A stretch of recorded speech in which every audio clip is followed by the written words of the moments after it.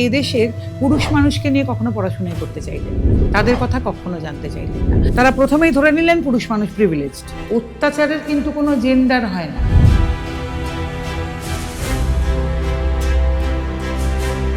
পুরুষ মানুষের সব আছে, পুরুষ মানুষ মানেই অত্যাচারী, পুরুষ মানুষ মানেই ভক্ত। এই যে ভারতবর্ষে অ্যাসিড অ্যাটাক ভিকটিম, এটা 37% প্রায় পুরুষ মানুষ। ছোটবেলা থেকে ছেলেরা শোনে যে ছেলেরা কেন কাঁদছে, ছেলেরা কাঁদবে না। পুরুষতন্ত্রের শিকার কিন্তু পুরুষ মানুষ আগাতে।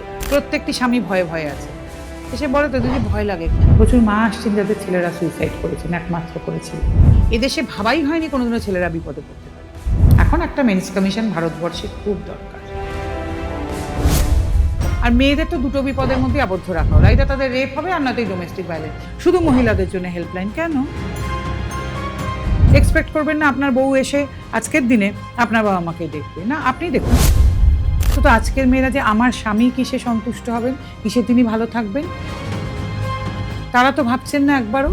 তো ওমেন এম্পাওয়ারমেন্ট মাথায় তুলে নাচা, তার রেজাল্ট করতে শুরু করেছে। আমি যখন বলেছিলাম তখন কিন্তু আমাকে ট্রোল করা, আমাকে গালাগাল করা সবাই। মেয়ের মারাই আতঙ্কিত। আগে যেমন মেয়ের মারা ভাবতো না যে কিরম বাড়িতে বিয়ে হবে, আমার মেয়েটা কি হবে। সেক্স এডুকেশন মানে যে কিভাবে ইন্টারকোর্স করতে হবে এটা নয়, তার বাইরে অনেক বড় জিনিস। মেয়েরা অনেকদিন ধরে কিছু পাননি, এই না পাওয়াটাকে কম্পেনসেট করতে করতে এমন একটা জায়গায় পৌঁছে দিচ্ছি না, মেয়েরা আর কিছু দিতে ভুলে যাচ্ছে।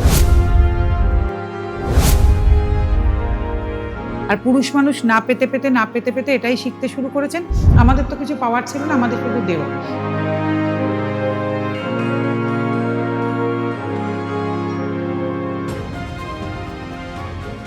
Welcome to celebrating her story. আজকে আমাদের যিনি অতিথি, তিনি এমন একজন নারী যে she works for men's right. অদ্ভুত না? ডিফারেন্ট না? তবে চলুন আজকের আমাদের অতিথি নন্দিনী ভট্টাচার্যের সঙ্গে আপনাদের আলাপ করিয়ে দিই। I am so honored to sit in front of and host this powerful woman, Nandini Bhattacharya. Namaskar ma'am, thank you so much for gracing my show. প্রথম প্রশ্ন একটা, নাম নন্দিনী আর এদিকে মেন রাইটস অ্যাক্টিভিস্ট কেন? নন্দিনীরই তো হওয়া উচিত ছিল যদি রক্তকরবীও ধরেন। রবীন্দ্রনাথ তো তাকে সেভাবেই সৃষ্টি করেছিলেন। আমার মনে হয় নন্দিনী নামের পেছনে এরকম একটা থাকতেই পারে, কারণ এটা বোধহয় রবীন্দ্রনাথেরও পছন্দের নাম ছিল। এবং অনেকেই দেখবেন বলে নিজের নামটা পছন্দ না, আমার কিন্তু আমার নিজের নামটা খুব পছন্দ। মানে আমার মনে হয় যে আমার সঙ্গে বোধহয় শুধু এই নামটাই যেতে পারতো। আমার নিজের নামেরা অনেকে দেখবেন, আমি অনেককেই দেখেছি নিজের অবস্থানে না কেউ খুশি না, দেখবেন। মানে মনে করে যে আমার যেই বাড়িতে বা ফ্যামিলিতে জন্ম হয়েছে যদি অন্য কোথাও হতো, আমি যেই চাকরিটা করি সেটা না করে যদি অন্য কিছু করতাম, আমার যেই ফ্যামিলিতে বিয়ে হয়েছে, আমার যে হাজবেন্ড হয়েছে, বা আবার অনেক ছেলেরাও আর কি, যে যত আমি অন্য কেউ হলে ভালো হতো না। আমি না আমার সব কিছুতে খুব খুশি, ভেরি ব্লেসড। আমি উল্টোটা মনে করি, আজকে আমি যা যা পেয়েছি, আমার যেরকম বাবা মায়ের ছিলেন, আমার যেরকম শ্বশুর বাড়ি, আমার যেরকম হাজব্যান্ড, তো আমি খুব ব্লেসড। আমি মনে করি বহু মেয়ের জীবনে এরকম পাওয়া হয়নি। অনেক মেয়ে আছেন যাদের কাছে অনেক ট্যালেন্ট ছিল, সেগুলো তারা ব্যবহার করতে পারলেন না, তারা সঠিক কিছু পেলেন না।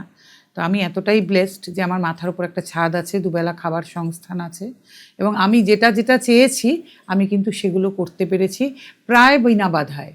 এর থেকে বড় পাওয়ায় জীবনে কি হতে পারে? আর এখনো এত মানে সম্মান, এত ভালোবাসা, মানুষের নিঃশর্ত ভালোবাসা এবং নিঃস্বার্থ ভালোবাসা পেয়ে চলেছি। হ্যাঁ, সম্মানটা আমি এখনো টাকা এবং সম্মানের মধ্যে সম্মানটাকেই মূল্য দিই, এবং বিশ্বাস করি কাবিল বানো কামিয়াবি ঝক মারকে পিছে দৌড়েগি। আপনি যদি যোগ্য হয়ে উঠতে পারেন, টাকা কোনো ব্যাপার নয়, আপনার পেছনে এমনি আসবে।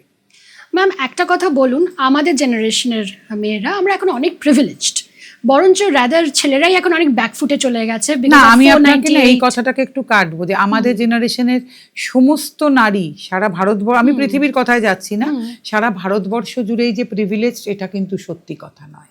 কিন্তু এখন আইন অনেক মেয়েদের আইন হতে পারে, কিন্তু এমনও অনেক জায়গা আছে, এমনও অনেক নারীরা এখনো আছেন যারা এই আইনের কথাই জানেন না, যাদের জীবনটা এত ন্যাক্কারজনক।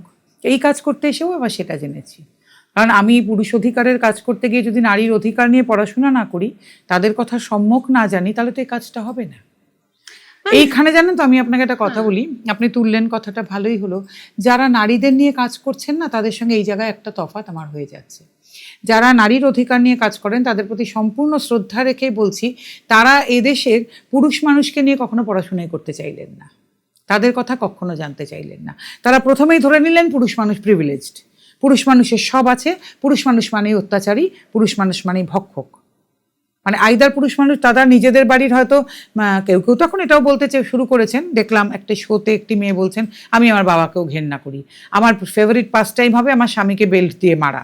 সেদিন সেটাই জেনজিদের গল্প। কিন্তু তার বাইরেও তো একদল মেয়েরা আছেন যারা ভাবেন তার বাড়ির বাবা, ভাই, স্বামী বা ছেলেটি ছাড়া বাকি সব পুরুষ অত্যাচার করেন এবং অসভ্য, বাজে, রেপিস্ট। কিন্তু এইখানটায় না একটা তফাৎ হয়ে যাচ্ছে। যারা মেয়েদের নিয়ে কাজ করেন তাদের অনেকের সঙ্গে আমার খুব সুসম্পর্ক, তারা অনেকেই আমার, যারা সিনিয়র আছেন সবাই আমায় খুব ভালোবাসেন।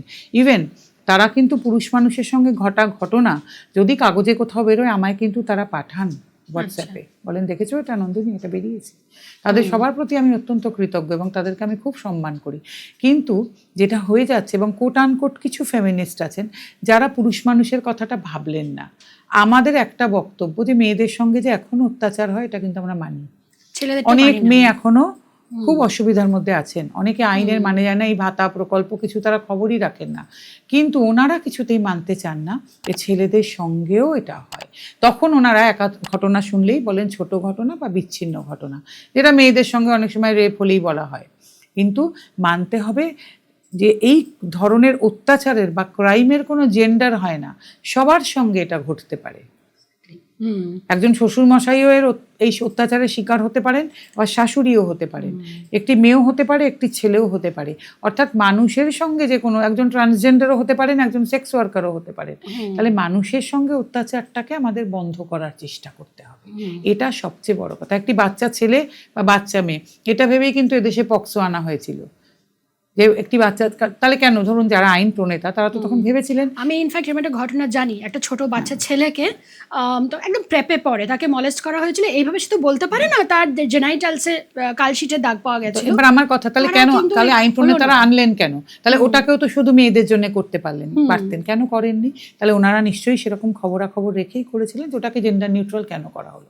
আরেকটা আপনাকে বলি, আজকের সকালেও একজন আমাকে বলেন, এবং তিনি কিন্তু অনেক একটি বড় ইনস্টিটিউট চালান, যে এই যে ভারতবর্ষে অ্যাসিড অ্যাটাক ভিকটিম, এটা 37% প্রায় পুরুষ মানুষ। অনেক সময় সম্পত্তির কারণেও করা হয়, নানান কারণে, এবং প্রেমে প্রত্যাখ্যাত পুরুষও কিন্তু তার প্রেমিকার কাছ থেকে অ্যাসিড অ্যাটাকড হয়েছেন, কিন্তু এটা কেউ জানে না। তাহলে সেই আইনটাও কিন্তু আমাদের দেশে জেন্ডার নিউট্রাল কেন করা হলো? তাহলে নাও তো করা হতে পারতো, শুধু তো মেয়েদের জন্য করা হতে পারতো, হয়নি কিন্তু। এবং এখানে কাজ করতে এসে মানে আমরা আরও অনেক সংস্থা আছেন তো যারা এগুলো নিয়ে কাজ করেন, তাদের কাছে অনেক পুরুষ অ্যাসিড অ্যাটাক ভিকটিম আছেন, এবং সেরকম পুরুষ অ্যাসিড অ্যাটাক ভিকটিমকে কিন্তু মামলা লড়িয়ে টাকাও পাওয়ানোর ব্যবস্থা হয়েছে, কিন্তু তাদের নিয়ে কথা হয় না, তাদের নিয়ে র্যাম্প ওয়াক হয় না, তাদের নিয়ে অনুষ্ঠান হয় না। আমরা চেষ্টা করি একটু একটু করাবার, তাদের কথার বাইরে প্রচার নেই। কিন্তু এটাই বলতে চাই যে অত্যাচারের কিন্তু কোনো জেন্ডার হয় না, নারী পুরুষ। আজকে ধরুন, আজকে এই যে ঘটনা ঘটছে, সাংবাদিক নিগ্রহ যখন হলো, তখন নারী সাংবাদিকদেরও শ্লীলতাহানির সঙ্গে আপনারা শুনলে অবাক হবেন, অনেক পুরুষ সাংবাদিকের সঙ্গে কথা হয়েছে, তাদেরও শ্লীলতাহানি হয়েছে, এবং সেটা মেয়েরা করেছেন। তারা অত্যন্ত মানসিকভাবে বিধ্বস্ত, এটা আপনারা কেউ জানেন না, এটা নিয়ে কথা হচ্ছে না। তাহলে আজকে জানতে চাই সেই মেয়েদের জন্য কি ব্যবস্থা হবে? মেয়েদের যারা শ্লীলতাহানি করেছেন সে তো অত্যন্ত লজ্জার এবং অত্যন্ত ন্যাক্কারজনক, তাদের বিরুদ্ধে ব্যবস্থা নেওয়া। কিন্তু এই পুরুষদের যে হলো শ্লীলতাহানি, তাদের যে নখ দিয়ে আছড়ে কামড়ে বিধ্বস্ত করা হলো, আরও অনেক কিছু হয়েছে, সেটা এখানে বসে আমি বলতে চাই না। তারা কিন্তু সবাই বলছেন, দিদি শরীরেরটা তো সামলে নিয়েছি, মনের দিক থেকে খুব বিধ্বস্ত, তার কি ব্যবস্থা হবে? এবং সেটা কিন্তু ছেলেরা করেননি, সেটা কিন্তু মেয়েরা করেছেন, ওখানকার যারা মেয়েরা ছিলেন, তার কি ব্যবস্থা হবে? তাহলে কি হলো, আজকে এমন জায়গায় আমরা সত্যিই পৌঁছলাম যে ফিল্ডে কাজ করতে নেমে নারী পুরুষ একসঙ্গে আক্রান্ত হলেন, তাহলে তার কি ব্যবস্থা হবে? এটা জানতে চাই। নাকি এখানেও তারা নারী বলে সংরক্ষণ বা ছাড়ের সুবিধে পাবেন, তাদের অ্যারেস্ট করার কথা ভাবা হবে না? কেন হবে না এটা জানতে চাই, আর কিছু জানতে চাই। ম্যাম, আপনি তো আইনের কথা বলছেন, সোসাইটিও তো ছেলেদের কোথাও না কোথাও চেপে দেয়। মানে একটা ছেলে মলেস্ট হলে বা কিছু হলে ছেলে নিজেও লুকোয়, তার সোসাইটি, তার আশেপাশে। এবং একটা মজার বিষয় দেখবেন, এই যে কোট আনকোট ফেমিনিস্ট, ওনারা তখন এটাকে কিভাবে খেলে দিতে চান বলুন তো, যে বেশিরভাগ পুরুষই তো পুরুষকে মলেস্ট করে, আমরা তো কোথাও বলিনি করে না, তা সেটা কি তাহলে মলেস্টেশন নয়? অনেক মেয়েরা শ্বশুর বাড়িতে তো শাশুড়ি আর ননদের দ্বারাই অত্যাচারিত হন, অধিকাংশ ডোমেস্টিক ভায়োলেন্সই তো তাই, শাশুড়ি ননদ এদের দ্বারা। এবং তারা বাড়ির ছেলেটির মাথা খান, তারপরে ছেলেটি তার মধ্যে জড়িয়ে পড়ে। তাহলে তখন আপনারা কেন বলেন এটা বধূ নির্যাতন? তাহলে তো সেখানে অনেকগুলো মেয়ে জড়িত থাকেন, তখন তো এটা বধূ নির্যাতনই থাকে। তাহলে একজন পুরুষকে মলেস্ট করলে সেটা কেন মলেস্টেশন নয়? মেয়েরাও আছেন এর মধ্যে। আজকাল একটা প্রবণতা আপনাকে বলি খুব বেড়েছে, বহু স্কুলে অনেক তো ইয়াং টিচারও আছেন, তারা কিন্তু এই অল্প বয়সী ছাত্রদের অত্যন্ত মলেস্ট করেন। একটা গেল। কিন্তু আমার কাছে কথা, যদি শাশুড়ি ননদের দ্বারা নির্যাতনকে একটি বধূর প্রতি নির্যাতন বলা হয়, তাহলে পুরুষের দ্বারা মলেস্টেশন একটি পুরুষকে কেন মলেস্টেশন মানা হবে না? ওনারা চট করে জিনিসটাকে ঘুরিয়ে দিতে চান, তাহলে ব্যাপারটা তো একই দাঁড়ালো, তাই না? যুক্তি দিয়ে ভাবতে হবে তো সবসময়। আমাকে গালাগাল করার জন্যে, আমাকে ট্রোল করার জন্যে, বা আমাদের পুরুষ অধিকার কর্মীদের সাইট করে দেওয়ার জন্য এই কথাগুলো বলার আগে তো যুক্তি হতে হবে, তো যুক্তি থাকতে হবে সব কিছুতে, তাই না? ম্যাম, বড় হতে গিয়েও যে ছোটবেলা থেকে ছেলেরা শোনে যে ছেলেরা কেন কাঁদছে, ছেলেরা কাঁদবে না। না, এই ব্যাপারেও আবার ভূমিকা কিন্তু ছেলের মায়েদের সবচেয়ে বেশি, বাবাদের থেকেও।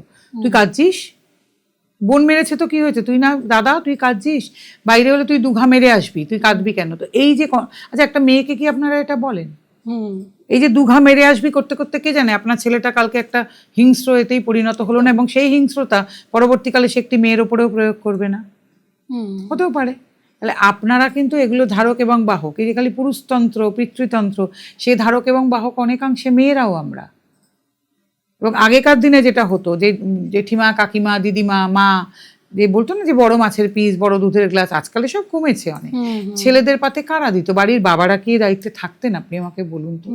তাহলে তো পুরুষতান্ত্রিকতা ধারক বাহক মেয়েরা অনেক বেশি। এবং মজার বিষয়, সে পুরুষতন্ত্রের শিকার কিন্তু পুরুষ মানুষ আগাগোড়া।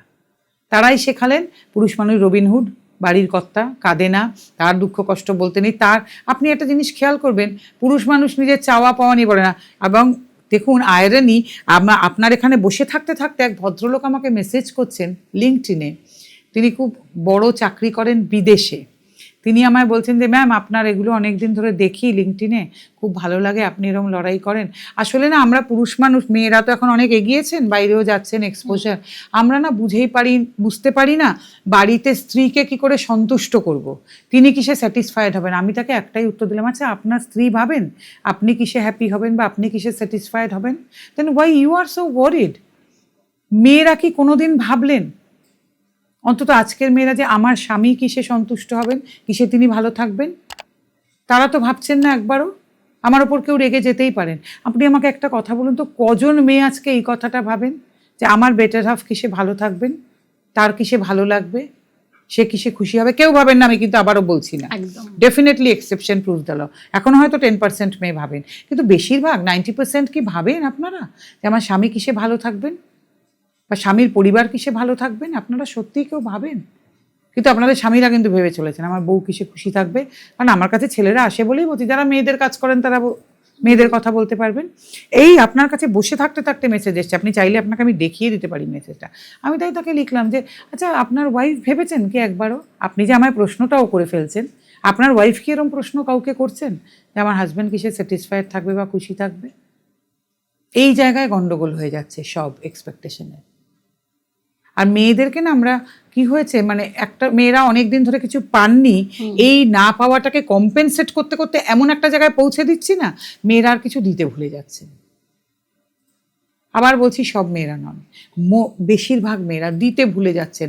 দেওয়া একটা বড় জিনিস। আর পুরুষ মানুষ না পেতে পেতে এটাই শিখতে শুরু করেছেন, আমাদের তো কিছু পাওয়ার ছিল না, আমাদের শুধু দেওয়া। এবং ভাবতে শুরু করেছেন পুরুষ জন্মটাই বৃথা, এই দেশে পুরুষ মানে না জন্মানোই ভালো, আমাদের জন্মটাই একটা পাপ, আমরা কেন জন্মালাম, আমাদের মরে যাওয়াই ভালো। এইভাবে জিনিসটা হয়ে যাচ্ছে কিন্তু। আর মেয়েদেরকে শেখানোই হচ্ছে যে তোমরা সব পেতে পারো, তার কি বিষময় ফল সেটাও আপনার সঙ্গে আমি একটু পরে আলোচনা করব।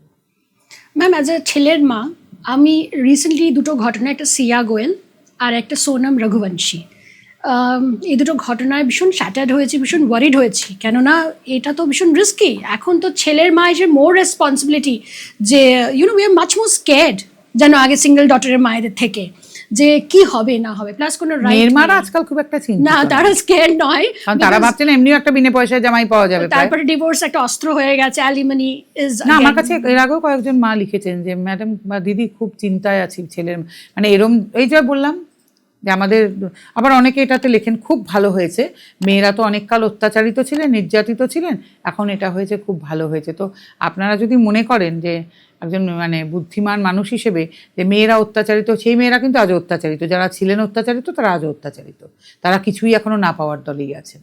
ইটভাটা শ্রমিক, খাদান শ্রমিক, পরিযায়ী শ্রমিক যেসব মহিলারা, তারা এখনো না পাওয়ার দলেই আছেন, ভাবার কোনো কারণ নেই তারা কিছু পেয়েছেন। আর এই একদল মহিলা চূড়ান্ত মিসইউজ করে সব কিছু নষ্ট করে দিচ্ছেন। ভাববেন না ভারতবর্ষের সব নারীর মুখেই আলো পড়েছে সমান, মোটেই পড়েনি বললে তো হবে না। তেমনি ভারতবর্ষে 10% পুরুষও আছেন যাদের কাছে সব আছে, যারা আমাদের বসে আছেন মাথায় সব কিছুর, এবং তারা সেই কারণেই ভাবছেন আমাদের তো ক্ষমতা আছে, টাকা আছে, পাওয়ার আছে, সব কিছুতে আমরা করে নেবো সব কিছু। কাজে বাকি 90% পুরুষের যে কী অবস্থা তারা কোনোদিন ভেবেই দেখছেন না। তারা ভাবছেন যে আমাদের তো সব আছে, আমরা বেরিয়ে যাবো সব কিছু থেকে। কিন্তু ওই 90% পুরুষের যে সেটা নেই, আর তারা যে চক্কর কেটে মরে যাচ্ছেন, তাদের জীবনগুলো যে শেষ হয়ে যাচ্ছে, এই জন্য তারা ভাবছেন না। সেম ঘটনা, কিন্তু ঘটনা একই রকম।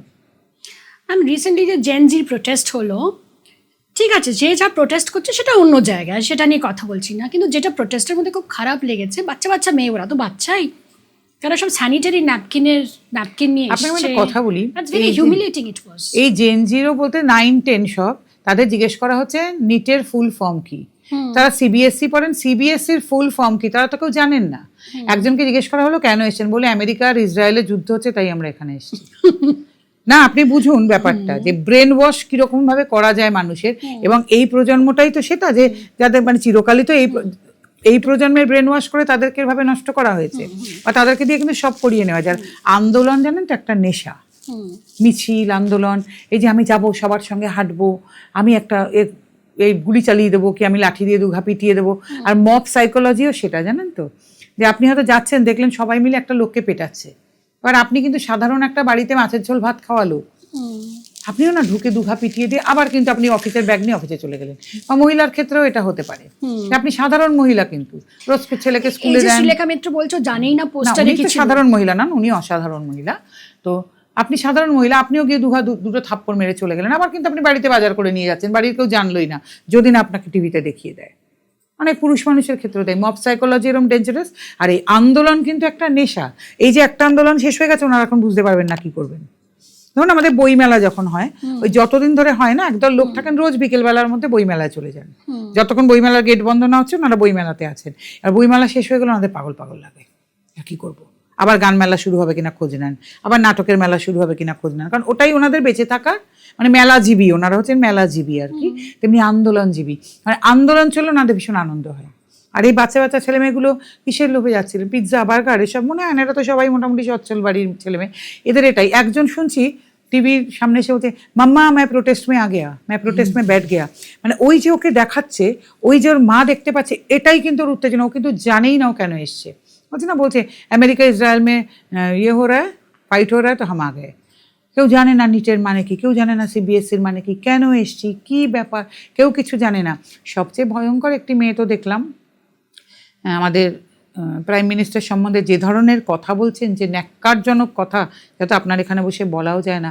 আমি শুধু একটা কথা ভাবি, জীবনানন্দের কবিতা মনে পড়ে, সব গান শেষ হয়, সব পাখি ঘরে ফেরে, তাই এরাও তো বাড়ি যাবে। কালকে একটি মেয়ের অবস্থা দেখছিলাম, বাড়ি থেকে আর বেরোতে পারছে না, এমন এমন কথা বলেছে। তার বাবা মারও কি অবস্থা, তার মানে প্রতিবেশীরা তাদেরকে এমন ছিচিৎকার করছে। তাই এই মেয়েটির কথা ভাবছিলাম, এর তো বাড়ি আছে, বাড়ি যাবে, তারপর কি হবে। এই যে কথা বলেছে, দেখুন পুলিশে ধরবে কিনা, এফআইআর করবে কিনা, সেসব তো পরের কথা। বাড়ি গিয়ে তার বাবা মা বাসে তো আবার স্কুলে যাবে, এটা তো ভাইরাল হয়ে গেছে। তো ভাইরাল হওয়ার নেশাতে শুনছি যারা কথা শেখাচ্ছে তারা কিন্তু বলছে না, ওকে তাতিয়ে দিচ্ছে, আর ও পাগল হয়ে গেছে সামনে টিভির বুম দেখে, বলে যাচ্ছে এবার স্কুল থেকেও তোকে রাস্টিকেট করবে। কি হলো, ক্যারিয়ারটা কি হয়ে গেল। আর বাড়িতেও তো টিকতে পারবে না, আত্মীয় স্বজন সবাই তো বলবে। মানে আপনি পিএম সম্পর্কে বলছেন, যার সম্পর্কেই বলুন, ঠিক আছে, আপনি দেশের সর্বোচ্চ যে মানুষটি তার সম্পর্কে, আর যে ন্যাক্কারজনক কথা আপনি বলছেন, ভাইরাল হওয়ার নেশা এত তীব্র। সেটা একটা বয়স্ক লোক, আর বয়স্ক লোক বলে শুধু না, মানে আপনি প্রোটোকল বলে তো কিছু হয়, এরা তো কিছু জানেই না, এরা তো কিছু শিখলোই না জীবনে, এরা শুধু ভাইরাল হওয়ার নেশায়। এই দেখবেন যে ইনস্টাগ্রামে সব ভাইরাল হওয়ার নেশায় কি না করে।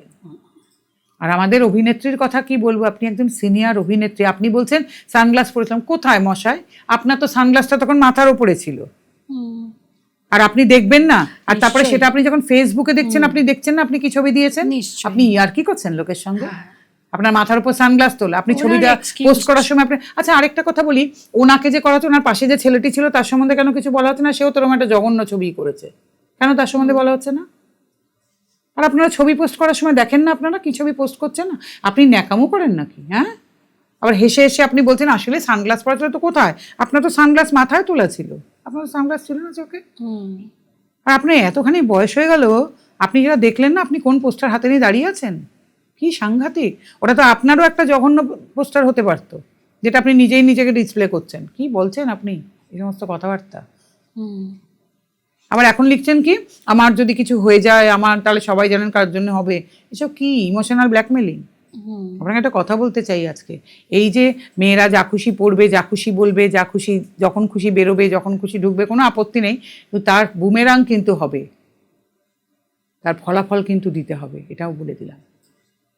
এই যে মেয়ে অতিরিক্ত ওমেন এম্পাওয়ারমেন্ট মাথায় তুলে নাচা, তার রেজাল্ট ফলতে শুরু করেছে। আমি যখন বলেছিলাম তখন কিন্তু আমাকে ট্রোল করা, আমাকে গালাগাল করা সবাই।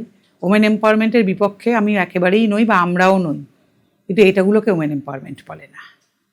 আজকে এটা করতে গিয়ে আপনারা সবাই সর্বনাশ করেছেন এদেশের আইন, এদেশের আইন প্রণেতা আপনারা যারা সংসদে বসে আছেন, আপনারা করেছেন এই সর্বনাশ। আজকে নারী নারী নারী নারী নারী শক্তি, নারী শক্তি, এগুলো দেশে কবে দেখুন কেমন এগিয়ে দিচ্ছেন নারী শক্তিকে। আজকে বলছেন পিএমকে গুলি করে মারবো, পিএমকে গুলি করে মারা উচিত, আমি গুলি করে মারবো, এই করেছেন আজকে আপনারা। তো এদের কেন অ্যারেস্ট করছেন না? সেখানে সংরক্ষণ আর ছাড়ের কথা ভাবছেন নাকি? আজকে যা হয়েছে আপনাদের জন্য হয়েছে, আপনারা লাগাম ছাড়া সাহস দিয়েছেন নারীদেরকে, সেই জন্য তারা ভেবেছেন আমরা তো সব কিছু করে পার পেতে পারি, তাহলে এটা করে কেন পার পাবো না। একদিন এই কথাই কিন্তু বলেছিলাম কোনো না কোনো পডকাস্টে বসে, যে এমন দিন আসবে না যেদিন আর পারবেন না লাগাম দিতে। দেখুন আজকে সেই দিন এসছে।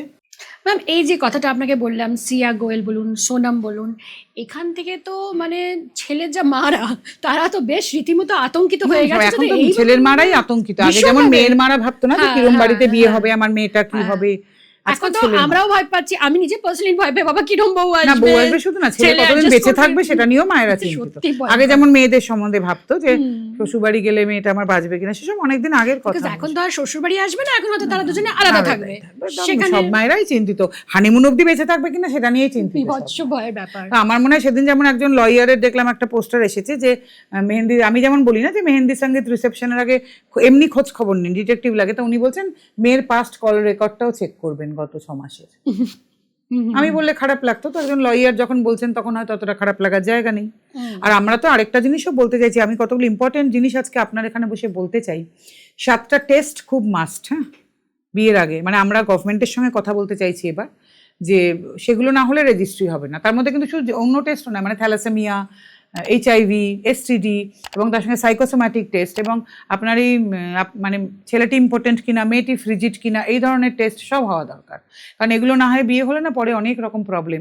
অনেক ছেলেরাই এসে বলছে আমার বউ বাইপোলারের ডিজিজ ছিল আগে, সিজোফ্রেনিক, আবার অনেক ছেলের সম্বন্ধে এটা উঠছে। কাজে এগুলোর দরকার নেই, এগুলো সমস্ত ক্লিয়ার হলে তবেই রেজিস্ট্রি হোক। জানি এতেও আবার একটা বড় চক্র গজিয়ে উঠবে মিথ্যে রিপোর্ট দিয়ে, কিন্তু তবু আমার মনে হয় এটা শুরু হওয়া উচিত। আর একটা জিনিস আমাদের দেশে খুব দরকার, জানেন তো, আমাদের দেশে না সেক্সুয়াল অ্যাওয়ারনেস বলেও কিছু নেই। লিগাল অ্যাওয়ারনেস তো নেই, এ তো নেই, সেক্সুয়াল অ্যাওয়ারনেসও নেই। আমাদের দেশের লোকে reproductive health, reproductive rights, sexual rights কিচ্ছু জানে না কাকে বলে। এই যে রিপ্রোডাক্টিভ হেলথ একটা কত বড় জিনিস, যে সেটা যে আপনার ফিজিক্যাল মেন্টাল অ্যাওয়ারনেসের সঙ্গে, ওয়েলবিংয়ের সঙ্গে জড়িত। রিপ্রোডাক্টিভ হেলথের মধ্যে যে সেফ সেক্স, বা কখন আপনার বাচ্চা হওয়া উচিত হাজব্যান্ড ওয়াইফের মধ্যে, সেই যে ব্যাপারটা, যে মা বাবা হওয়ার জন্য, শুনুন আগেকার দিন চলে গেছে যে হঠাৎ করেই বাচ্চা হয়ে যাচ্ছে। আর এই এখনো একটা অনেকের মধ্যে আছে না, একটা বাচ্চা হলে সব ঠিক হয়ে যাবে, এর থেকে বড় বোকা কথা তো আর কিছু হয় না। এই বাচ্চা হওয়ার জন্য আগে প্রস্তুতি, এই মানসিক প্রস্তুতি, এই সমস্ত ফিজিক্যাল প্রস্তুতিও আছে। অনেক মেয়ের শরীরও হয়তো রেডি নয় বাচ্চা হওয়ার জন্য, সব মেয়ের শরীরই তো একরকম নয়, তার যে টেস্ট বিভিন্ন। একটা বাচ্চা হলো, বাচ্চাটা রুগ্ন, নানান রকম অসুস্থ, কেন মায়ের শরীর ভেঙে গেল। আগেকার দিনে যে হতো না, সূতিকা রোগগ্রস্ত হতো, আগেকার দিনে তো সব ছিল না, কিন্তু এখনো সেই ব্যাপারটা তো রয়ে গেছে। তো অনেক অনেক রকম টেস্ট করানো, মানসিকভাবে তৈরি কিনা, একে অপরের সঙ্গে সেই কম্প্যাটেবল আছে কিনা, যে একটা যে বাচ্চা হবে তার জন্য তো দুজনের মধ্যে সেই মানসিক বন্ধনটা থাকতে হবে, নয়তো তারপরে ঝগড়া ঝামেলা চেঁচামেচি, বাচ্চাটার জীবন শেষ। তো এই যে রিপ্রোডাক্টিভ হেলথ, সেক্সুয়াল রাইটস, আমরা কিছু জানি? আমাদের কারুর মধ্যে সেই অ্যাওয়ারনেস আছে? আমি তো মনে করি প্রত্যেক স্কুলে না হলেও কলেজে তো অন্তত এ নিয়ে ওয়ার্কশপ হওয়াই উচিত। কারণ দেখুন আজকে জেনারেশনের কাছে ইভেন স্কুল লেভেল থেকেই দেখছি তো ছেলেমেয়েরা সেক্সে অভ্যস্ত। এর মধ্যে দেখুন ন্যায় অন্যায় খারাপ ভালো এটা আমি আপনি বলার কেউ না। জেনজি যেরকমভাবে বড় হয়ে উঠছে সেটা সেরকমই, ওটা নিয়ে মোরাল পুলিশিং করার জন্য কিন্তু আমরা কেউ বসে নেই। কিন্তু তাহলে তারা যাতে সেটা জানে যে হোয়াট ইজ সেফ সেক্স, কীভাবে কী হয় কী না হয়, এই সমস্ত নিয়ে কিন্তু ওয়ার্কশপ হওয়া জরুরি। মানে সেক্স এডুকেশন মানে যে কীভাবে ইন্টারকোর্স করতে হবে এটা নয়, তার বাইরে অনেক বড় জিনিস সেক্স এডুকেশন আমাদের জানা জরুরি। আমার মনে হয় আমাদের 11-12 থেকে সব ওয়ার্কশপ হওয়া জরুরি, যে সেক্সুয়াল রাইটস কাকে বলে, রিপ্রোডাক্টিভ হেলথ কাকে বলে, রিপ্রোডাক্টিভ রাইটস কাকে বলে, এসব কেউ জানে বললে না মুখগুলো এমন করে তাকিয়ে থাকেন। তার মধ্যে অনেক শিক্ষিত মানুষজনও আছেন, তারা ভাবেন এগুলো নিয়ে আলোচনা ট্যাবু। না না, এগুলো নিয়ে আলোচনা ট্যাবু বলেই আজকে আমাদের এই দুরবস্থা, আমরা কিচ্ছু জানি না। এই যে ধরুন আজকে আপনি যাদের কথা বলছেন, শ্রেয়া গোয়েল, সোনাম রঘুবংশী, কিনা বাবা মা বিয়ে দেবেন না, সারা ভারতবর্ষ জুড়ে এখনো এরকম বহু বাড়ি আছেন, যে বাঙালিদের মধ্যে এটা একটু তবু কম, যে কি আমি দেবো না মেয়ের বিয়ে, কি কাস্টে এই ওই, এসব থেকে বেরোতে হবে আমাদের। ওরা যদি ভালো থাকে ওরা ভালো থাকুক, সেটা তো ওদের বুঝতে দিতে হবে। তোমাদের জীবন তোমাদেরই দায়িত্ব নিতে হবে, আমরা ঠিক করে দেবার কিন্তু কেউ নই। ও যদি এমন একটা ছেলেকে ভালোবেসে থাকে, কাস্ট টাস্ট সেখানে সে বুঝবে, আমরা কেন বুঝবো? তার বলে অন্য একটা ছেলেকে মেরে ফেলার বা অন্য কোনো মেয়েকেও মেরে ফেলার কোনোটারই কিন্তু রাইট কারুর থাকে না। ম্যাম একটা কথা বলুন, যে ফিমেল প্রস্টিটিউটসের অনেক আইন আছে, অনেক সোশ্যাল কাজও হয়, কিন্তু দেয়ার আর অলসো মেল প্রস্টিটিউটস বা জিগোলো প্রচুর আছে, কিন্তু তাদের কি কোনো অধিকার? আমি এটা অনেক কাল আগে থেকে বলে আসছি। ধরুন আজকে জিগোলো যারা আছেন তারা তো লুকিয়ে রাখে না, এবার জিগোলো বললে কি হবে, অনেক লোকের মুখ কুঁচকে যাবে, কারণ তাহলে আবার অনেক মহিলার এমন অনেক কিছু বেরিয়ে আসবে। নিয়ে একটা সিনেমাও আছে বিয়ে পাস, তাহলে গন্ডগোল হয়ে যাবে তখন সব। কিন্তু আমি এটার মধ্যে কোনো অন্যায় দেখি না। মেয়েরা ফিনান্সিয়াল ইন্ডিপেন্ডেন্ট হয়েছেন, তাদের স্বাধীনতা বেরোচ্ছে, তারা যেগুলো ডাকতেই পারেন। আজকে পুরুষরা যদি প্রস্টিটিউটের কাছে যেতে পারেন, তাহলে মহিলাদের যেগুলো নিয়ে কি সমস্যা? কোনো সমস্যা হওয়ার কথা না। কিন্তু আমার কথা এই যেগুলোদের স্বাস্থ্য নিয়েও তাহলে ভাবতে হবে। কারণ তাদের যদি আজকে একটা রোগ হয়, সেটা কিন্তু সেই মহিলাটির মধ্যে চালিয়ে যাচ্ছে। আবার সেই মহিলা যদি কোনো কারণে বিবাহিত হন, হাজব্যান্ডের কাছে থাকেন, তার মধ্যে তাহলে এই রোগ চালিয়ে যাচ্ছে। তাহলে নানান রকম ব্যাপার, তাহলে তাদের স্বাস্থ্য নিয়ে ভাবা উচিত। তাহলে তাদের পারিপার্শ্বিক যে আছে সব কিছু নিয়ে ভাবা উচিত, যেরকম প্রস্টিটিউটদের নিয়ে ভাবা হয়। এবার মুশকিল হচ্ছে আপনি এই জিগোলো খুঁজেই বার করতে পারবেন না। আপনি জানেন না আপনার পাশের বাড়ির ছেলেটিও জিগোলো হতে পারে, তার হয়তো চাকরি নেই, মানে তার সুন্দর একটি চেহারা আছে, একটি বাইক আছে, সব আছে, সে এটা করেই হয়তো সংসার চালাচ্ছে, কেউ জানেই না 10টা 5টা। তো এটাও একটা profession, you have to look after it like a profession. এটা তো একটা প্রফেশন। তো আমার কাছে কথা, জিগোলোরাও বাইরে আসতে চান না, কারণ ওনারা বাইরে এলে কিন্তু আরও অনেকে সংসার ভাঙবে, যেটা কিন্তু প্রস্টিটিউটদের ক্ষেত্রে এই সম্ভাবনাটা একটু কম। তখন আবার লোকে বলবে পুরুষতান্ত্রিক সমাজ, পুরুষ তো এরম করলে কিছু হয় না, মেয়েরা এরম করলে কিছু হয়। তো সেগুলো তো আমাদের ভাঙতে হবে, না তো আপনারা এম্পাওয়ার্ড ওমেন হয়ে লাফালাফি করেন কেন?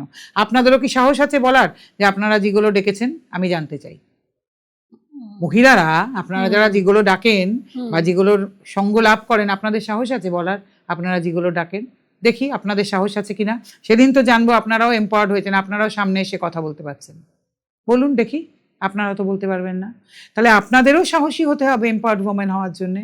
শুধু পুরুষ মানুষের ঘাড়ে দোষ চাপিয়ে দিলে তো চলবে না। আপনাদেরও তো সে সাহস নেই বলার মতো, আপনারাও লুকিয়ে চুরি আনন্দ উপভোগ করছেন কেন? সেটা তো হওয়া উচিত না। ম্যাম 498 কে যেভাবে মিসইউজ করা হচ্ছে, ডিভোর্স অনেক অ্যালিমনির জন্যই অনেকেই করে বিয়ে এখনকার দিনে। দেখুন মিসইউজ সব কিছুই আছে। 498 এটা তো এখন 85-86 দুভাগে ভাগ করে দেওয়া হয়েছে। ডোমেস্টিক ভায়োলেন্সের মিসইউজ, ইভেন রেপ কেসের অনেক মিসইউজ, যার ফলে না যাদের সত্যিকারের রেপ হয় না, তাদের তখনই আপনার মনে হবে কি বাবা আবার রেপ হলো তো, নাকি এগুলো মিথ্যে বলছে। যেটা হয় না, রাখালের বাঘ ডাকার মতো হয়ে যাচ্ছে না। কর্পোরেটে আপনি পশের মিসইউজ করছেন, সব জায়গায় সব কিছুর আপনি মিসইউজ করছেন। আজকে দুর্নীতি নিয়ে দেখুন না, কিছু হলেই এত দুর্নীতি হয়েছে, আপনাদের একটা ভালো কাজকেও আর ভালো মনে হচ্ছে না কারণ। কেন? কারণ আপনারা এত দুর্নীতি করে গেছেন, তাই জন্যে আগের সরকার। তাহলে আমাদের সব কিছুই, তাহলে কিচ্ছু হয়নি এটা তো বলা যাবে না, কিছু তো ভালো কাজ হয়েছিল, তাই জন্য তো একেবারে 15 বছর নয়তো তো টেকা যেত না। কিন্তু আমরা কোনো কিছুকে আর কেন মেনে নিতে পারছি না? কারণ এত দুর্নীতিটা ভালো কাজকে ছাপিয়ে গেছে। তাহলে সেরকম হয়ে যাচ্ছে ব্যাপারটা। সুপ্রিম কোর্ট নড়ে চড়ে বসছেন, সব রাজ্যের হাইকোর্টরা নড়ে চড়ে বসছেন, ওমেন্স কমিশন মাঝে মাঝে বিবৃতি দিয়ে ফেলছেন বিভিন্ন স্টেটের। কেন? কারণ কিছু মেয়ে এত বেশি মিসইউজ করে ফেলছেন আপনারা, তো কি যার অন্যান্য মেয়েরা যারা এর মধ্যে আছেন সত্যি অত্যাচারের মধ্যে, তাদের কথা কেউ বিশ্বাসই করতে চাইছেন না, ভাবছেন যে মিথ্যা কথা বলছে, এই টাকা নেওয়ার ধান্দা করছে। বুঝতে পারছেন? মেনটেনেন্স আইনটাকে কেন করা হয়েছিল? সত্যি তো অনেক মেয়ে আছেন যাদের চাকরি বাকরি নেই, বিয়ের পরে বাপের বাড়িতেও হয়তো সেভাবে মূল্য দেওয়া হয় না, তাদের একটু মেনটেনেন্সটা পেলে ভালো হয়। ভরণ পোষণ এগুলো সব মেয়েই যে চাকরি করবেন, সব মেয়েই যে তবে তার তো মানে নেই। আমি যেন বারবার বলি না, মেয়েদের রোজগারটা না মানে ভীষণ জরুরি, ইন্ডিপেন্ডেন্ট হওয়া একদম। কিন্তু বহু মেয়ে আছেন মেনটেনেন্সের জন্য ঘুরে বেড়াচ্ছেন, সমানে পান না। কেন পান না? কারণ এই যে আপনারা যারা নিজেরা 1 লাখ টাকা, 2 লাখ টাকা, 3 লাখ টাকা মাইনে পেয়ে আবার মেনটেনেন্সের জন্য আবেদন করছেন। এই পরশু দিনই একটা খারিজ হয়েছে, বরের থেকে বেশি টাকা আপনি মাইনে পান, আপনি মেনটেনেন্স চাইছেন। আর ছেলেদের ক্ষেত্রে কি বলা হচ্ছে, বেগ বড় স্টিল, তাও তো আপনাকে টাকা দিতে হবে। সেদিন এসছে 86 বছরের একজন ভদ্রলোক, তিনি প্যারালাইজ, তাকে বলছে তার কত 76 না 78 বছর বয়স, বউকে মেনটেনেন্স দিতে হবে বিয়ের এত বছর বাদে। এগুলো কি ইয়ার্কি হচ্ছে? আমাদের জুডিশিয়ারিটাও না মাঝে মাঝে রিডিকুলাস আচরণ করেন, কি যে বলেন কি যে না বলেন নিজেরাই জানে। মাঝে মাঝে ভালো কথা বলছেন, মাঝে মাঝে এমন অদ্ভুত কথা বলছেন। 86 বছরের এক ভদ্রলোক, প্যারালাইজ, বেডরিডেন এত বছর, তাকে বলছেন মেনটেনেন্স দিতে পারে? তাকে দেখার লোক টাকা দেয় কি তার নেই ঠিক, বলছেন বেগ বড় স্টিল, ভিক্ষা করুন, চুরি করুন, ধার করুন, আপনাকে বউকে মেনটেনেন্স দিতে হবে। কি পাগলের মতো কথা নাকি এগুলো? কিন্তু কি হচ্ছে, যেই মেয়েগুলো সত্যি মেনটেনেন্স দরকার তারা কিন্তু পাচ্ছেন না, তারা কিন্তু কোর্টের চক্কর কেটেই মরে যাচ্ছে। কারণ কিছু মেয়ে এরকম মিসইউজ করছেন। তাই তার কাছে হয়তো 3টে ফ্ল্যাট আছে, 2টো গাড়ি আছে, নিজের চাকরি আছে, বাবার পয়সাও আছে, তাও তিনি মেনটেনেন্সে করছেন। ওই আর কি, যেরকম লক্ষ্মীর ভাণ্ডারে হয়েছিল বা অন্নপূর্ণা ভাণ্ডারে হওয়ার চেষ্টা হয়েছে, একই রকম। যাদের দরকার তারা পেলেন না, আর যারা বালুচুরি শাড়ি পরে লক্ষ্মীর ভাণ্ডারের লাইনে দাঁড়িয়েছেন এরকম লোককেও তো চিনি। সব জায়গায় একই ব্যাপার। তাই জন্যই তো পরবর্তী সরকার এসে বলছেন না, এত ফর্ম ফিল আপ, এত কাটাকাটি কেন? এই কারণেই তো। ছেলেরা আজকাল, যেটা আপনি বললেন, কর্পোরেটে বলুন, অনেক জায়গায় বলুন, ওরা নিজেরাও খুব ভয় থাকে যে কখন। প্রচন্ড, আমি তো লেকচার দিতে যাই, বলে ম্যাডাম আমাদের সোজাসুজি মেলামেশার ইয়েটাই বন্ধ হয়ে গেছে, কারণ আমরাও তো কর্পোরেটে চাকরি করে এসেছি, এখনো কি ভালো রিলেশন সবার সঙ্গে। বলে ম্যাডাম কথা বলতে ভয় লাগে, কোন কথায় কি মানে করে দেবে, কি বলে দেবে। আপনারা মেয়েদেরকে বলতে চাই এটা, মানে এই যা বহু মেয়ে আপনারা যারা এটা করছেন না, আপনারা সংসারে বলুন, নিজের চাকরির জায়গায় বলুন, বন্ধু বান্ধবদের মধ্যে বলুন, রিলেশনশিপ আপনারা নষ্ট করছেন। প্রত্যেকটি স্বামী ভয়ে ভয়ে আছে, এসে বলে তো দিদি ভয় লাগে। বন্ধু বান্ধবদের মধ্যে ছেলেরা ভয়ে ভয়ে থাকে, কবে ফট করে আপনি কি দিয়ে দেবেন? ইভেন আপনার বয়ফ্রেন্ডই ভয়ে ভয়ে থাকেন, যেটা থেকে এটা বললেই আপনি এরকম করে দেবেন। তো এটা কি কোনো কাজের কথা? আপনাদের নর্মাল রিলেশন নেই তো কারো, সহজ রিলেশনটা নষ্ট করে দিয়েছেন সবার সঙ্গে সবার। আমার কাছে প্রচুর কলেজের প্রফেসর আছেন, স্কুলের টিচাররা আছেন, বলে দিদি কমন রুমে বসে কথা বলতে ভয় লাগে, আমরা একদম অন্যদিকে বসি। বিকেল 5টা বেজে গেলে কোনো ছাত্রী যদি আসতে চায় কমন রুমে, কথা বলি না তো, যদি 4-5 জন না থাকে আসতে দিই না তো। তো এটা কোনো রিলেশনশিপ? বলুন না আপনি, এটা কারা বানালেন? ছেলেরা তো নিশ্চয়ই বানাননি, এটা আপনারাই বানিয়েছেন, নিজেদের কেমন জায়গায় নিয়ে দাঁড় করালেন, সেটা তো ছেলেরা বানালেন না। আজকে সব জগতে আপনি এন্টারটেনমেন্ট বলুন, খেলাধুলা বলুন, রাজনীতি বলুন, কর্পোরেট বলুন, ইভেন সংসারের মধ্যেও বলুন, এটা তো কতিপয় মেয়ের অবদান, অবশ্যই সব মেয়ের নন, এবং বহু মেয়েও এর জন্য ভুগছেন। আমার অফিসে তো রেগুলার এত মা বোন, অনেকের ওয়াইফ আসেন, যেসব হাজবেন্ডরা ফলস পক্সোতে, ফলস রেপ কেসে, ফলস সেক্সুয়াল হ্যারাসমেন্টে আছেন, তাদের ওয়াইফরাও তো আসেন। তাহলে বলুন না, তাহলে এই মেয়েগুলোর কথা কে বলবে? এই মেয়েগুলোর কথা তো ওমেন্স কমিশন বলেন না, কোনো মন্ত্রকও বলেন না, তাদের কোনো ওমেন্স ডেতে ডাকাও হয় না কথা বলার জন্য, তাহলে তাদের কথা কে বলবেন? তখন আমাকেই বলতে হয়। এই আমার কাছে গত 6 মাসে না খুব যেটা বেড়েছে, প্রচুর মা আসছেন যাদের ছেলেরা সুইসাইড করেছেন, একমাত্র করে ছেলে, প্রচুর মা। তাহলে তাদের কথা কে বলবেন? এই মায়েদের কথা। কেন সুইসাইড করেছেন? এই বউয়ের অত্যাচারে, প্রেমিকার অত্যাচারে। একজন মা রিসেন্টলি বর্ধমানে থেকে এসেছিলেন, সেই ছেলে মানে মেয়েটির বাবাকে অ্যারেস্ট করানো হয়েছে, গত পরশু দিনও 14 দিনের আবার কাস্টাডি করানো হলো। তার আগে একজন এসেছিলেন, সে মেয়েটি পালিয়ে পালিয়ে বেড়াচ্ছিল, তার মেয়েটিকে আর মেয়েটির বাবাকে অ্যারেস্ট করা হয়েছে, তার মা আর বোনকে এখনো ধরা যায়নি। চেষ্টা তো করছি যতভাবে করা যায়। তাহলে বলুন না, যদি সবই ঠিক থাকে তাহলে এই মহিলাদের আমার কাছে কেন আসতে হচ্ছে? আপনারা তো আমাকে দেখে দেন আমি নারী বিদ্বেষী, আমি নারী বিরোধী, তাহলে এই নারীদের আমার কাছে কেন আসতে হয়? যদি তাই হয় তাহলে তারা আপনাদের মতো ফেমিনিস্টদের কাছে না গিয়ে আমার কাছে কেন আসেন? আপনাদের কাছে যাওয়া উচিত ছিল তো তাদের, তারা তো যান না, তাহলে তারা আমার কাছে কেন আসেন? বলছি ম্যাম, এরকম তো অনেক ঘটনাই হয় বহু কাল ধরে, এটা রিসেন্ট নয়। যে এই ধরুন কলেজে অ্যাফেয়ার হলো, লাভ হলো, তো বিয়ের সময় মেয়েটি একটি মোটামুটি প্রতিষ্ঠিত ছেলেকে বিয়ে এটা করলো। তো আজকের নয়, অনেক এটা তো আমাদের যুগেও প্রচুর ছিল, এবার সে আজকেও ছেলেটি অনেক সুইসাইড আছে। করলো। হ্যাঁ, এইটা ছেলেদের মধ্যে বেশি হয় দেখবেন, মেয়েরা কিন্তু এটা কম করেন, কারণ মেয়েরা অনেক বেশি শক্তপোক্ত। হ্যাঁ, আমি তো গুণই বলবো, সেটা দোষ দেখি না তার মধ্যে। আমাকে কলেজে লেকচার দিতে গেলে প্রফেসররা বলে, নন্দিনী দি অ্যাফেয়ার ব্রেক হচ্ছে, মেয়েটা কিন্তু তারপরে ঠিকঠাক নিজের কেরিয়ার করছে, ছেলেটা দরজা বন্ধ করে ডিপ্রেশনে চলে যাচ্ছে, এই হয়ে যাচ্ছে, তারপরে সুইসাইড করছে, গাঁজা খেতে শুরু করছে। আরে হোয়াট ইজ দিস? অল্প বয়স রিলেশনশিপ হতে পারে। আজকালকার দিনে তো প্রেমের রিলেশন 6 মাস টিকলেই প্রচুর, বিয়ে 5 বছর হলে প্ল্যাটিনাম জুবিলি। এরকম করার কি আছে আমি বুঝতে পারছি না। কলেজে গেছো, পড়াশোনা করো, বাবা মা পড়াশোনা করতে পাঠিয়েছে, তোমার কি স্বয়ংবর সভা নাকি কলেজে? সত্যি, আর ছেলেরা একটু সফট হার্টেড। হ্যাঁ, না কেন? আমার বুঝলাম না, প্রেম হতেই পারে, ভেঙে যেতেও পারে, সে চিরকাল হয়ে এসেছে। এটা আমাদের সময় ছিল, আমাদের মা বাবার সময়ও ছিল। কলেজ টলেজে যায়, প্রেম টেম হয়, সেই প্রেম কি একেবারে বিয়ের পিঠি অবধি যায় নাকি? না, না, হতেই পারে। তাই না? আমি ডিপ্রেশনে চলে, এ তো মানে ওই মানে বলে না, ওই ডেস্টিনেশন ওয়েডিং, ডিপ্রেশনে চলে যাচ্ছি, মানে আমি গেছি ডিপ্রেশন ওয়েডিং আর কি, ওই ডিপ্রেশন আর কি, ডেস্টিনেশন ডিপ্রেশন।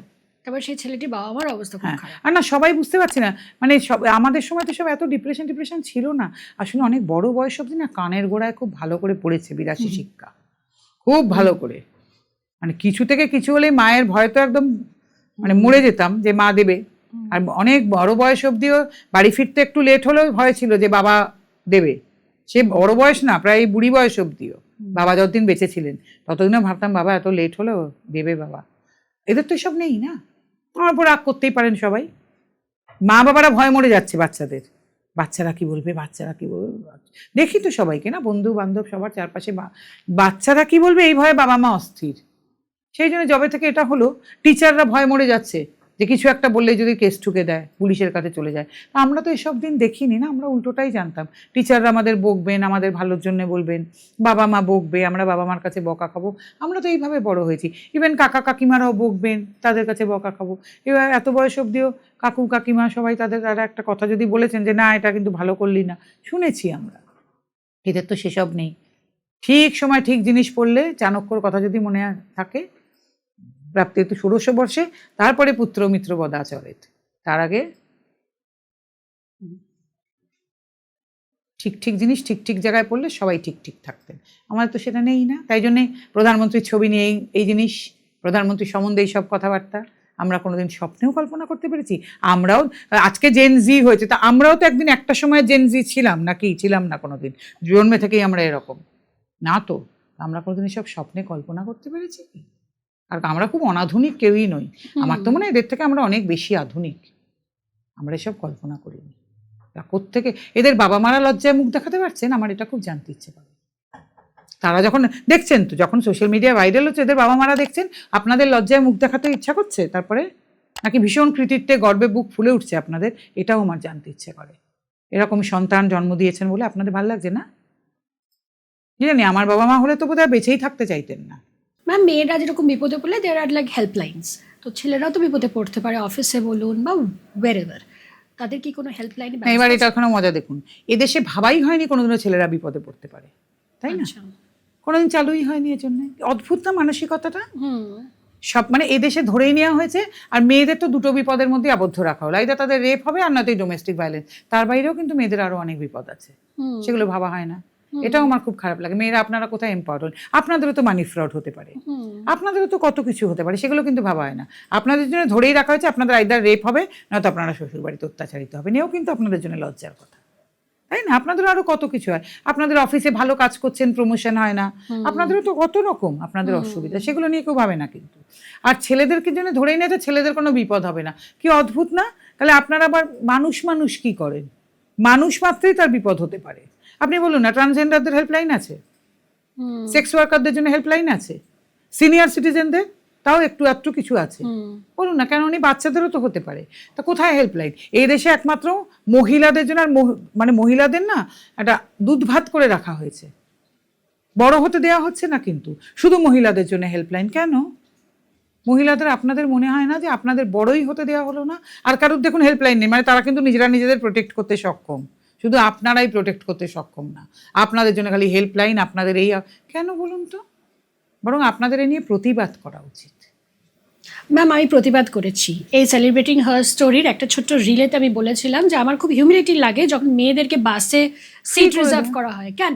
কেন? বিকজ আমি তো হাট্টা কাট্টা, আমার বাসে দরকার নেই রিজার্ভ করার। যাদের দরকার, হ্যাঁ বয়স্ক লোক, বয়স্ক বা প্রতিবন্ধী, প্রেগনেন্ট মহিলা, আমি মনে করি আমি একটি ছেলের সঙ্গে ইকুয়াল। এটা ছেলেটি কিছুতেই দাঁড়াতে বোঝাতে পারে, পারছি আমিও না দাঁড়াতে পারি। আপনাদের কাউকে যে আপনাদের জন্য হেল্পলাইন কেন? তাহলে আপনাদের বরং আচ্ছা ধরুন আপনার জন্য হেল্পলাইন আছে, তা আপনার ছেলেটারও তো একটা কোনো বিপদ হতে পারে। আপনাদের মা Exactly. হিসেবে মনে হয় না যে এটা গভর্নমেন্টের কাছে আমরা মায়েরা আর্জি জানাই যে আমাদের ছেলেদের জন্য একটা আমার তো এটা helpline মনে হোক? হয়েছে আজকে একটা ছেলে সেও অসুস্থ হতে পারে, একটা মেয়ে অসুস্থ হতে পারে, যেহেতু সিটটা রিজার্ভ করা আছে মেয়ের জন্য, সে অসুস্থ ছেলেটিকে দাঁড়িয়ে যেতে হবে কেন? আমি তো মনে আমরা তো করি equal age এর, আপামর equal। ভারতবর্ষের মায়েরা বোনেরা আপনারা এটা জানান আবেদন যে আমার ভাই আমার ছেলে কালকে বিরাট বিপদে পড়তে পারে। এরকম আপনার কাছে ঘটনা এসছে, ওলা উবেরে করে এক ভদ্রলোক উঠেছেন, একটুখানি ওই শেয়ারের ওলা উবেরে উঠেছেন, আরো দুটো না তিনটে মেয়ে বসেছিল, উনি উঠে গেছেন সামনে, যাবার একটু পরে মেয়েরা ভদ্রলোক মেয়েটির পেছন থেকে তিনটে মেয়ে বলছে যা আছে সব এক্ষুনি দিয়ে দিন, নয়তো চিৎকার করবো, আপনি আমাদের শ্লীলতাহানি করছেন, এবং ওই ড্রাইভারও এর মধ্যে যুক্ত। তো এটা বিপদ নয়? মাঝ রাস্তায় মানে মাঝরাতে প্রায় কলকাতায়, তা আপনারা বলেন এটা বিপদ নয়? সে ভদ্রলোক কাকে বলবেন? আমি বুঝতেই পারছি না এটা কি ধরনের জিনিস। এবং এর জন্য মেয়েদের প্রতিবাদ সবার আগে হওয়া উচিত একদম, যে আমাদের equality বাড়ির আসা বাবা উচিত। ভাই ছেলে স্বামী যে কোনো সময় বিপদে পড়তে পারেন, তাহলে কেন সরকার থেকে হেল্পলাইন হবে না? আমাদের অল বেঙ্গল মেন্স ফোরামের হেল্পলাইন আছে, সেটা অন্য কথা, কিন্তু আমরা তো আর সরকারই নই, আমরা তো এর কাছে তো সেই এমিনিটিস নেই যে যে কোনো জায়গায় দৌড়ে যেতে পারবো। একটা সরকারি হেল্পলাইন থাকলে পুলিশের হেল্প সব কিছু সেগুলো পাওয়া যায়। তা মনে হয় না সরকার থেকে পুরুষ মানুষের জন্য একটা হেল্পলাইন থাকা উচিত? আমি তো মনে করি ট্রান্সজেন্ডারদের জন্য থাকা উচিত, আমি তো মনে করি সেক্স ওয়ার্কারদের জন্য থাকা উচিত। সবার প্রয়োজন আছে সাহায্যের, একা নারীদের জন্য সাহায্যের প্রয়োজন নয়। সিনিয়র সিটিজেনদের জন্য ডেডিকেটেড হেল্পলাইন থাকা উচিত। কত রকম অসুবিধা, তাদেরকে কত মারধর করা হয় জানেন? তাদের বাড়িতে মেয়েরাও মারে ছেলেরাও মারে, ছেলে ছেলের বউ মেয়ে জামাই সবাই তাদের মারধর করে। তাদের জন্য ডেডিকেটেড হেল্পলাইন দরকার নেই? কি বলছেন? কারোর পেটদেরও যারা ধরুন বাড়িতে রাখেন পোষ্য, তাদেরও তো কত অসুবিধা, তাদের জন্য আমার মনে হয় করা উচিত ডেডিকেটেড হেল্পলাইন। যারা পোষ্য নিয়ে থাকতে ভালোবাসেন, পোষ্য নিয়ে কাজ করেন, আমার তো মনে হয় একটা সুস্থ সরকারের সবার জন্য থাকা উচিত হেল্পলাইন আলাদা আলাদা ডেডিকেটেড। আর সেই হেল্পলাইনটার কাজও করা উচিত, হ্যাঁ, শুধু ফোন করলেই হলো না। খুব মানে আমার মনে হয় তাদের তো সব মানে 24 ঘন্টা সতর্ক থাকা উচিত। আমাদের কিন্তু দুটো হেল্পলাইন, আমাদের ছেলেরা সারাক্ষণ সতর্ক কিন্তু সেটা নিয়ে, সারা রাত সারা দিন সেখানে ফোন আসে, কিন্তু আসে সারা দিন। কত হঠাৎ ফোন এলো সুইসাইড করতে যাচ্ছে কেউ, অমনি ছেলেরা সেই অঞ্চলের ছেলেদেরকে আমাদের বলা হয়, তারা সঙ্গে সঙ্গে সেখানে পৌঁছে যায়। তবে থানায় ফোন করা, হয়তো মানে এমন হয়েছে যে সুইসাইড করে ফেলেছে, বাড়ির লোক ফোন করলো, নিয়ে সঙ্গে সঙ্গে নিয়ে হসপিটাল যাওয়া, এই কদিন আগেও হয়েছে। মানে আমাদের সাধ্যের মধ্যে যতটুকু। ম্যাম আপনারকে কিভাবে হলো ইন্সপিরেশনটা যে মেন ইন্সপিরেশন কিছু নেই, আমি তো ভাবতাম সবসময় এভাবে, তারপরে একটা টিভি চ্যানেলে গিয়ে কিছু ছেলের সঙ্গে পরিচয় হলো, এটা ইন্টারন্যাশনাল মেন্স ডের দিনে, সেখান থেকেই কথাবার্তা এগোনো। তারপরে সেইভাবে আপনার তার আগে তো জানতাম না, নাকি ইকুয়ালিটির জন্য মনে হলো? না না তার তো জানতামও না যে মেন্স রাইট নিয়ে কাজ করা যায়, ওদের মাধ্যমেই জানলাম। আমরা রিসেন্টলি কেন্দ্রীয় মন্ত্রী আথওয়ালেজি এসেছিলেন সোশ্যাল জাস্টিস অ্যান্ড এম্পাওয়ারমেন্টের, ওনার হাতে এইবার একটা চিঠি তুলে দিতে পারলাম, যদি একটা মেন্স কমিশন হোক, কমিটি হোক, কিছু একটা যদি কেন্দ্রীয় সরকারের কাছে উনি বার্তা দিতে পারেন। তো উনি খুবই পজিটিভলি জিনিসটা নিয়েছেন, বলেন আমি দিল্লি গিয়ে কথা বলছি। খুব দরকার একটা কিছু পুরুষ মানুষের জন্য, একটা আলাদা কমিটি হোক, কিছু হোক, একটা দরকার, যেখানে সারা পুরুষ মানুষও তাদের পরিবার অন্তত চিঠিগুলো জমা করতে পারবে না, অন্তত বছরের শেষে এনসিআরবিতে এই স্টেটাটা মানে স্ট্যাটিস্টিক্স বা ডেটাটা জমা পড়বে যে এত পুরুষ মানুষরা বিভিন্ন অসুবিধার সম্মুখীন হচ্ছেন। এনসিআরবি ডেটাটা বড্ড একতরফা হয়ে যাচ্ছে না, যে মেয়েদের ডোমেস্টিক ভায়োলেন্স এত, মেয়েরা এত অত্যাচারিত, মেয়েরা কিছু তুলনা তো কিছুর সঙ্গে হচ্ছে না, এই ডেটা দিয়ে কী লাভ? সবটা একতরফা না। ম্যাম আমাদের সোসাইটি আজকাল যেভাবে ইন্টারন্যাশনাল উমেন ডে সেলিব্রেট করে, মেন্স ডে করে না। না আমি একটা এটা বললে মিথ্যে কথা হবে, 2025-এ কিন্তু অনেক কর্পোরেট, অনেক পিএসইউ, অনেক সেলিব্রিটি মেন্স ডে শুভেচ্ছা জানিয়েছেন, বলেছেন যেটা শুরু যখন করেছিলাম, আর 2026টা এখনো হয়নি, তো 25-এও যেটা দেখেছি সেটাতে কিন্তু অনেকটা আশার আলো। মানে এমন এমন পিএসইউকে দেখেছি, এমন এমন এমএনসিকে দেখেছি, এমন এমন সেলিব্রিটিকে করতে দেখেছি, কর্পোরেটকে আশা করিনি কিন্তু যে তারা এটা করবেন। মানে আমার খুব আশা একটা দিন, যেমন হয় না গুগলে তো সেই ডেগুলো করে দেয় না গুগল, নিশ্চয়ই আশা রাখি গুগলও একদিন করবেন। সবটা ইকুয়াল হওয়া উচিত, না নাহলে করবেন না হওয়া না, উচিত। লড়তে হবে তার জন্য। আমি কিচ্ছু করব না আর সবাই আমায় প্লেটে করে এনে দেবে, এটা হবে না। লড়াই, মেয়েরা কিন্তু বহু লড়াই করে আজকে সব কিছু পেয়েছেন। কাজে লড়াই করতে হবে, লড়াই না করলে তো কিছু হবে না। তা আশা রাখি একদিন 19শে নভেম্বর গুগলের ওইটাতে দেখবো ইন্টারন্যাশনাল মেন্স ডে। ছেলেরা বোধহয় লজ্জা পায় খানিকটা নিজেদের জন্য লড়াই লজ্জা করতে। পেলে তো হবে না, লজ্জা ঘেন্না ভয় 3 থাকতে নয়, লজ্জা পেলে কিছু হবে না, ওদের মেল সব ইগোতে লাগে, ত্যাগ করে লড়াইতে নামতে হবে। কিন্তু ওদের মেল ইগোতে লাগে। তাহলে কিছু করার নেই, তাহলে আমি যতদিন আছি আমি লড়বো, বাকিরা যারা আমরা লড়ছি ভারতবর্ষ জুড়ে তারা লড়বো, তারা চলে গেলে আবার এই লড়াইটা এখানেই বন্ধ হয়ে যাবে। লজ্জা ঘেন্না ভয় 3 থাকতে কিন্তু কোনো বড় কাজ হবে না, এটা আমি বলে দিলাম, কোনো কাজ হবে না। ম্যাম, আপনার ফিউচার প্ল্যানস কি? আমার ফিউচার প্ল্যান তো এটা না, এটা আমাদের পুরো কাজটাই তাই। আমরা এখন শুধু একটা মেন্স কমিশন ছাড়া আর কিছু চাই না। একটা মেন্স কমিশন হলে বাকি সব আপনা আপনি হবে। এখন একটা মেন্স কমিশন ভারতবর্ষে খুব দরকার। আইন টাইন না অনেক বড় ব্যাপার, ডেটা বা স্ট্যাটিস্টিক্স জমা না পড়লে আইন কখনো বদলাবে না। যাকে দেখতে হবে সংখ্যা। এই দেখবেন রাজনীতিতে বলে না সংখ্যা খুব ইম্পর্টেন্ট। ধরুন আপনি রাজনীতিতে জয়েন করতে চাইছেন, লোক কি দেখে বলুন তো, আপনার সঙ্গে কত লোক আছে। যে আপনি যদি ধরুন একটা দল থেকে আরেকটা দলে যাবেন, দেখে যে আপনার পেছনে অনুগামীর সংখ্যা কত। তেমনি ওই ডেটা বা স্ট্যাটিস্টিক্স, যে পুরুষ কমিশন হলে কি হবে, এই ডেটা বা স্ট্যাটিস্টিক্স জমা পড়বে, বাবা বছরে এত ছেলে এত পুরুষ মানুষের এরকম ঝামেলা।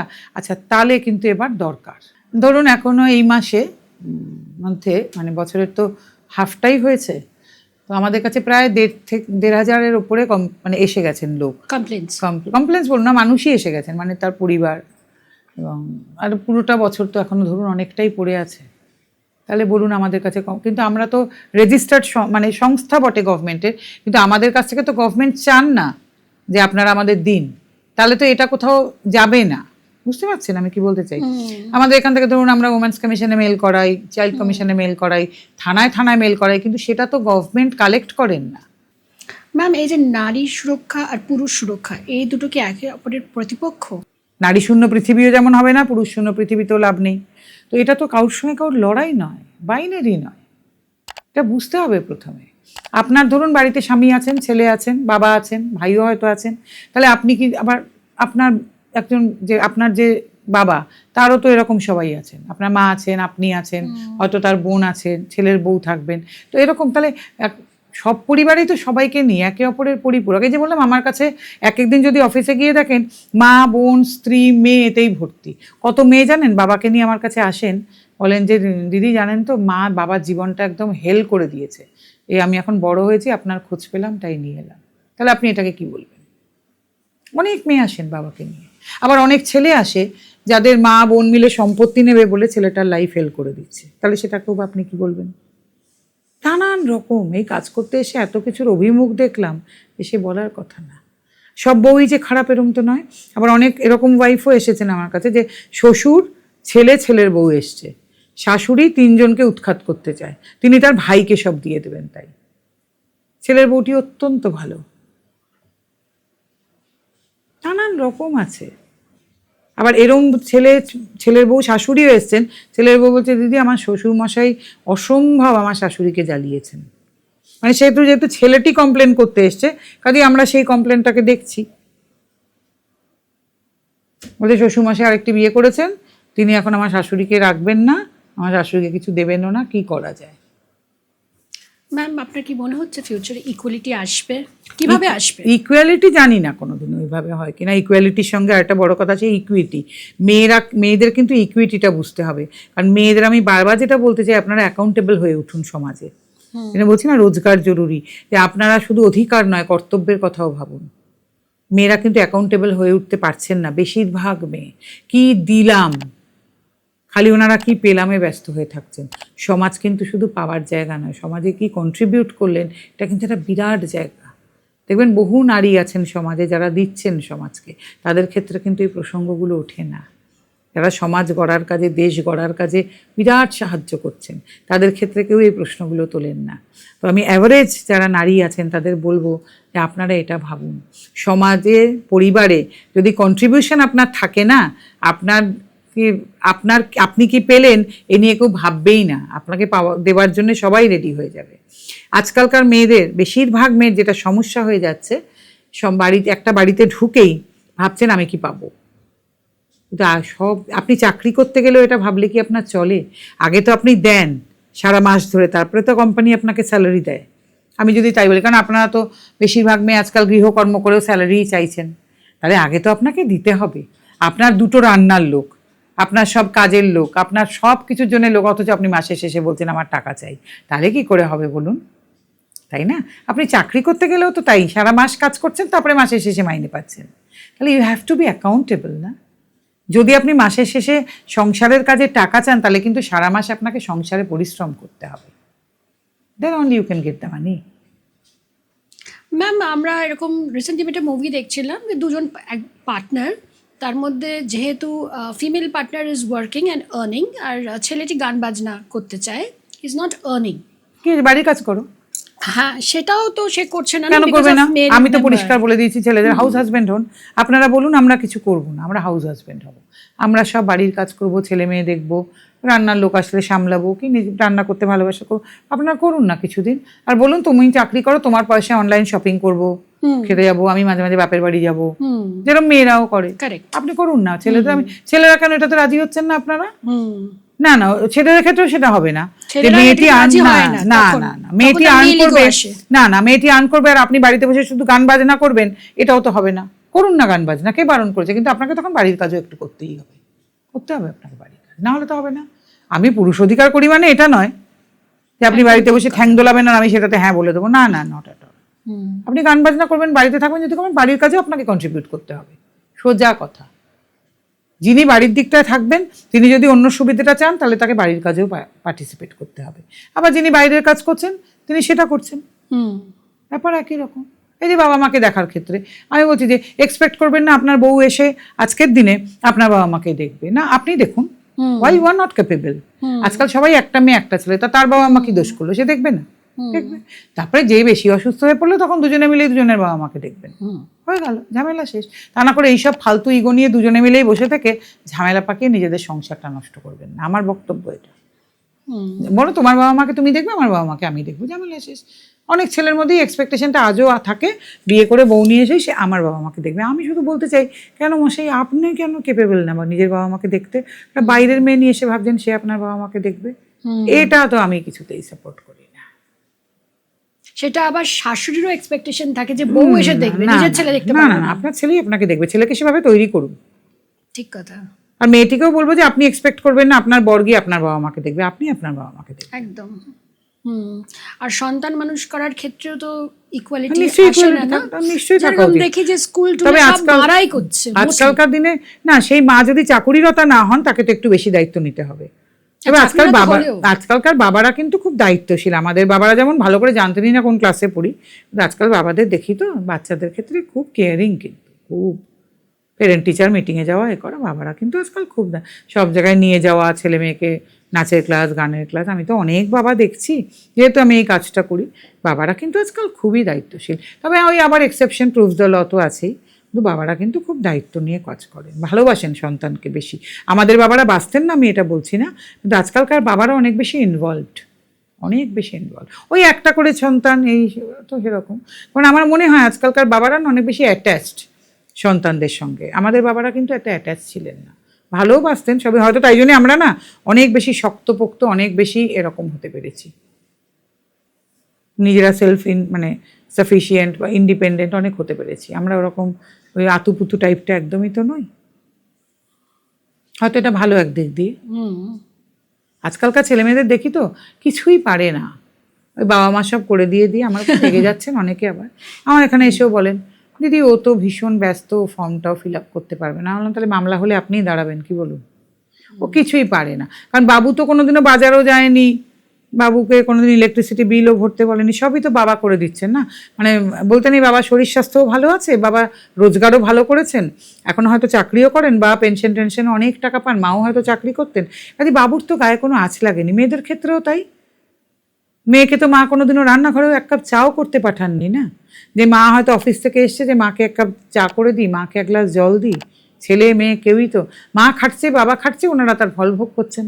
কোনোদিনও বাবা মার জন্য যে কিছু করতে হয় এটা তো শেখেননি কেউ, না? তাহলে কি করে অন্য কারোর জন্য কিছু করার কথা ভাববেন? শেখেননি এগুলো। কিন্তু আমরা জানতাম এগুলো করতে হয়, বাবা মাকে করে দিতে হয়, বাবা মার জন্য করতে হয়। এ তো বাবা মায়ের দোষ, তারা তো শেখাননি যে কিছু করতে হবে কোনোদিন। ম্যাম, এই যে আপনি মেন্স কমিশনের কথা বললেন, এখন তো নতুন সরকার এসছে, তো সরকার কি কোনোভাবে সাহায্য করছে? দেখুন, সরকার মেন্স কমিশন তো রাজ্য সরকারদের কোনো করার নেই, তা কেন্দ্রীয় সরকার থেকে ইনিশিয়েটিভ নিতে হবে। তবে রাজ্য সরকার যদি মানে অনুরোধ করেন, মানে একটু দেখতে বলেন বিষয়টা, তাহলে তো খুবই ভালো হয়। তবে রাজ্য সরকারের কাছে এটুকুই বলতে চাইবো যে নারীদের কথা তো অনেক ভাবলেন, অনেক হলো, পুরুষ মানুষের কথা একটু ভাববেন। তাহলে মানে আপনারা তো অনেক আশার আলো দেখাচ্ছেন, আপনাদের দিকে তাকিয়ে সবাই অনেক সাহস পাচ্ছেন, আশায় বুক বাঁধছেন। তাহলে পুরুষ মানুষকে একদম ভুলে যাবেন না, কারণ আজকে যেই ভোটে জিতে আসা যাই কিছু, তাতে পুরুষ মানুষের কিন্তু একটা বিরাট ভূমিকা আছে। তারাই কিন্তু ঝান্ডা নিয়ে বেরিয়েছেন, প্রাণ দিয়েছেন, মানে প্যান্ডেল বেঁধেছেন, মিছিলে হেঁটেছেন, পোস্টার লাগিয়েছেন, রাতের পর রাত জেগেছেন। সে স্বীকার করুন অস্বীকার করুন, তাতে পুরুষ মানুষের কিন্তু একটা অবর্ণনীয় ভূমিকা ছিল। দিনের পর দিন বাড়ি ছেড়ে থেকেছেন, যাই করেছেন, অত্যাচার সহ্য করেছেন, জেলে গেছেন। কাজে একটু ভুলে যাবেন না পুরুষ মানুষকে, সেটা বোধহয় বড্ড অবিচার হবে। Thank you ma'am so much for gracing the show.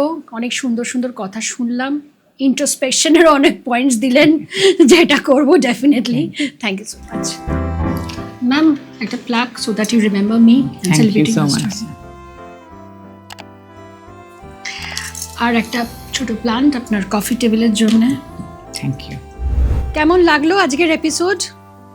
অনেক নতুন নতুন জিনিস জানলাম, অনেক ইন্ট্রোস্পেকশনের পয়েন্টও দিয়ে গেলেন অ্যাজ আ ওম্যান।